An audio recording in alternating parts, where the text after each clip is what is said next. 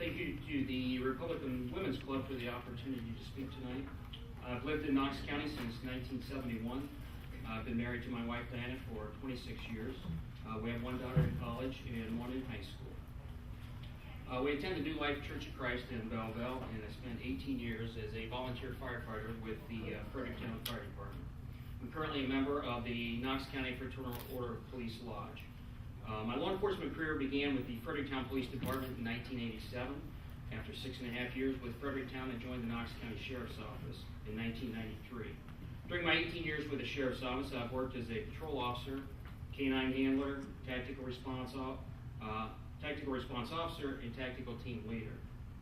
I spent 3 years as a sergeant in the patrol division. I've been the division commander of patrol, civil process, and since being promoted to lieutenant in 2008, after that, in October of 2010, I received a promotion to captain.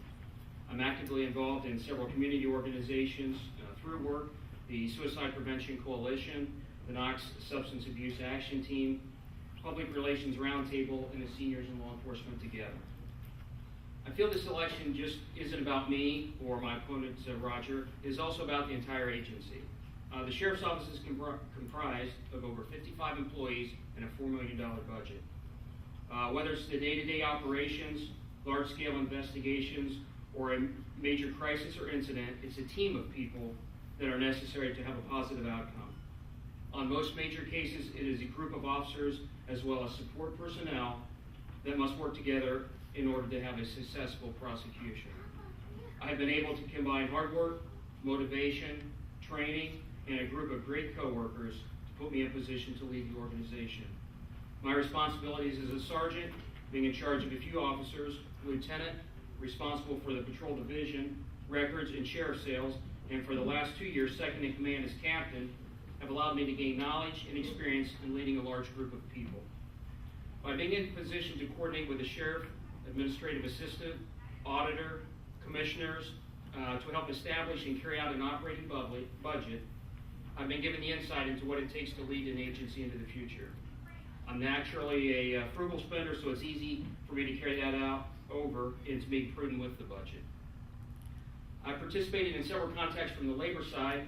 Now I have the opportunity to work from the management side. In fact, we're looking or hoping to finalize a new contract this month. We currently have assigned an officer to work part-time on prescription drug and methamphetamine cases. We're attempting to secure additional funding to increase his hours on these investigations. We coordinate with the Law Enforcement Support Office and the Ohio Department of Administrative Services to acquire surplus vehicles, weapons, clothing, supplies, and office equipment at little or no cost.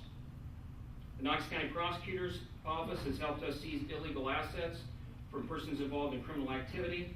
Those assets can then be traded for equipment for our officers. I'm currently working to get our calls of service uploaded to the internet so that the public can be able to view reports taken in their area.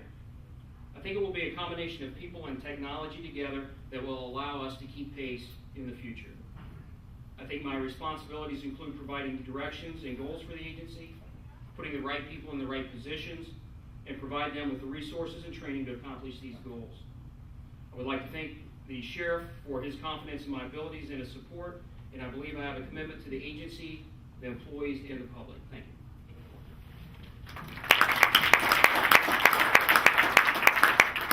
Any questions? No, okay, thanks.